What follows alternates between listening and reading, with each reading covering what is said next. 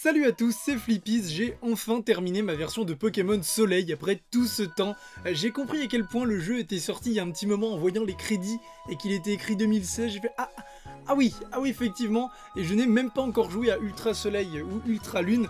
Enfin en tout cas, terminer ce premier jeu pour moi de la 7G m'a donné envie de vous parler de Pokémon et surtout de ses starters. On entend souvent à tort ou à raison sur la licence Pokémon le c'était mieux avant et du coup j'ai eu envie de voir si ça s'appliquait aux starters. Je vous propose donc dans cette vidéo un top 7 des 7 générations de starters Pokémon. Comme à chaque top, quelques précisions s'imposent avant de rentrer dans le vif du sujet. Je ne vais absolument pas parler de stratégie Pokémon ici. Le critère principal va être le chara-design du Pokémon, ce à quoi il ressemble. Le classement va donc fatalement avoir une part de subjectivité, mais j'ai tout de même fait en sorte de ne pas trop me laisser influencer par ma nostalgie, notamment pour les premières et quatrième générations auxquelles j'ai le plus joué. En plus du chara-design, j'ai aussi pris en compte l'originalité, principalement pour les types et les doubles types. Et du coup c'est bien entendu sur l'évolution finale des starters que porte ce top, puisque aussi mignonnes que peuvent être leurs premières formes, c'est avec la dernière que l'on joue le plus et c'est surtout la plus aboutie pour le Pokémon. Maintenant que les critères de classement sont clairs, c'est parti pour le top 7 des générations de starters Pokémon. C'est la 5ème génération qui se classe dernière du classement. J'ai toujours essayé de défendre la bestiaire de la 5G car je trouve intéressant de proposer un reboot de la première génération. Malheureusement, les starters de cette génération ne sont pour moi pas le bon exemple. Jouable dans Noir et Blanc ainsi que Noir et Blanc 2, on a le choix entre Majaspic, Roitiflamme ou Clamiral. Déjà, premier problème, les types. Roitiflamme est le 3ème starter feu de suite à posséder le double type combat. Niveau originalité, c'est pas fou. Mais le pire, c'est surtout Majaspic et Clamiral qui eux ne possèdent pas de double type. Rendu à la 5G, c'est un peu pauvre en termes de diversité et ça se retrouve d'ailleurs dans leurs apparences. Sans être moche, aucun n'a véritablement marqué les esprits, et l'animé n'a pas aidé puisque Sacha n'a fait évoluer aucun de ses starters au stade final durant cette génération. Ce manque d'impact et d'originalité en fait donc pour moi la dernière génération de ce top. Je sais, certains sont sans doute en train de crier au scandale, mais oublions la nostalgie quelques instants pour analyser objectivement cette génération. Méganium, Typhlosion et Alligatueur jouables dans les versions Or, Argent, Cristal, Earth Gold et Soul Silver. Comme probablement beaucoup d'entre vous, j'ai passé beaucoup de temps accompagné par l'un de ces 3 Pokémon dans ces différentes versions. Mais au fond, passé ces souvenirs, il leur manque un petit quelque chose. C'est la seule génération où les 3 Pokémon du trio restent monotypes, même à leur stade final. Et comme avec la 5G, ça se ressent dans leurs apparences, qui est au final assez simple. Oui, on se souvient d'eux, mais parce que ce sont les deuxièmes. Honnêtement, s'ils sortaient maintenant, je ne suis pas sûr qu'ils jouiraient de la même ferveur, d'où cette 6ème place.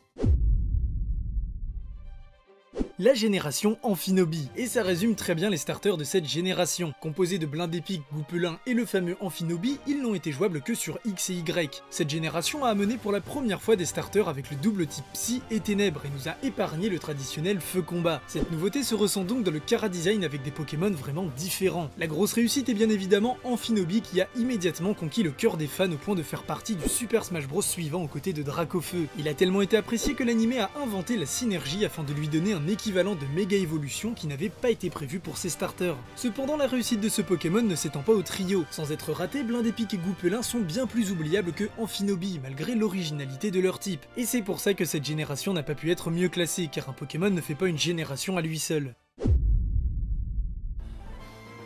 Alors là, je ne pensais pas mettre cette génération aussi bas dans le classement, mais j'ai dû m'y résigner en voyant le top 3. Constitué de Torterra, Simiabras et Pangoléon, ces starters peuvent être choisis dans Diamant, Perle et Platine. Je mets beaucoup en avant les types des Pokémon depuis le début de la vidéo, car elles jouent beaucoup sur l'apparence. Et bien, cette 4G est la première à proposer un double type à l'ensemble du trio, dont le type acier pour la première fois avec Pangoléon. Ces doubles types ont également permis d'inverser la roue des faiblesses avec leur dernier stade. Torterra qui est le type sol, efficace contre le type feu de Simiabras, qui obtient le type combat, efficace contre l'acier de Pangoléon, qui lui permet de devenir résistant aux attaques plantes de Torterra. Et puis tout simplement le design est très réussi. Torterra a des airs de Florizard avec son propre style, Pangoléon en impose et Simiabras transpire la classe. Le plus dur au début des jeux de la 4G, c'est de choisir l'un de ces trois-là au détriment des deux autres. Mais alors pourquoi ne pas l'avoir mieux classé? Eh bien vous allez voir que les autres générations font encore mieux.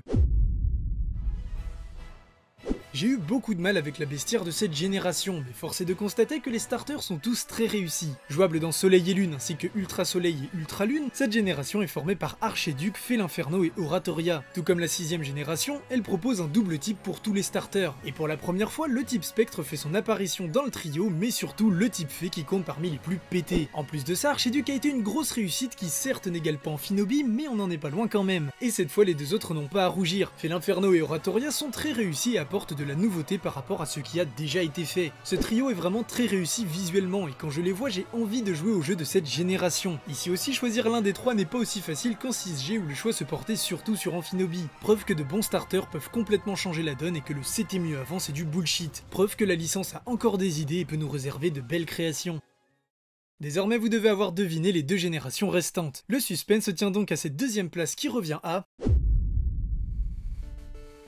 La première génération arrive en seconde position de ce top, celle avec laquelle tout a commencé et que l'on peut retrouver dans vert, rouge, bleu, jaune, rouge-feu, vert-feuille, X et enfin Y. Florizarre, Dracofeu et Tortank sont iconiques, et ils sont d'ailleurs les seuls starters à être les vedettes de leur jeu, puisque les autres seront remplacés par les légendaires. Dracofeu est le meilleur, THE Pokémon, personne peut tester Dracofeu, oui c'est mon Pokémon préféré. Avec ses allures de dragon, elle s'est imposée comme une icône de la licence. Le chara-design est une vraie réussite, et il a même eu droit à 2 méga évolutions tellement il est populaire. Pareil pour Tortank qui pète la classe avec ses 2 gros canons et qui fait lui aussi partie des meilleurs starters toutes générations confondues. En revanche, le petit point faible de cette génération va être Florizarre. Certes, il reste très réussi, je sais que beaucoup l'adorent, mais selon moi il est en dessous des 2 autres, ce qui fait la différence entre le deuxième et le premier.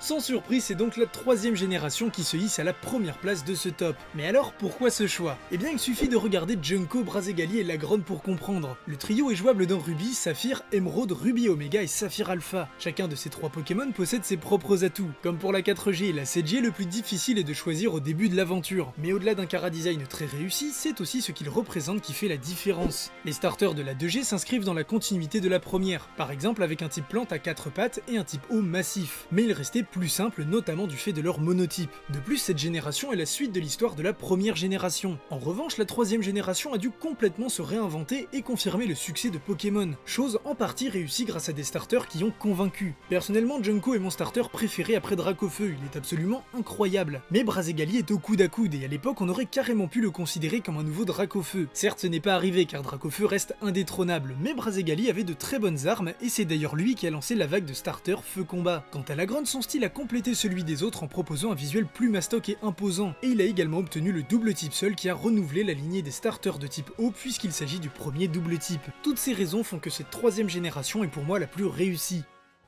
Voici donc pour ce top des générations de starters Pokémon qui j'espère vous aura prouvé que le c'était mieux avant n'est clairement pas valable. Bien entendu ce top a sa part de subjectivité, c'est la raison pour laquelle je vous invite en commentaire à me donner votre propre top 7 des générations de starters Pokémon. Si vous souhaitez voir plus de vidéos Pokémon, je vous conseille la chaîne de Ed Layton. À travers une série de vidéos, il raconte et explique la mythologie Pokémon de façon claire et captivante. Un très bon moyen pour enfin comprendre cette mythologie un chouïa compliquée après cette génération. Le lien de sa chaîne est en description. Si cette vidéo vous a plu, vous pouvez désormais nous soutenir sur Utip, soit en nous faisant un don, soit en regardant une publicité. On se retrouve très bientôt pour de nouvelles vidéos sur la chaîne. Salut à tous!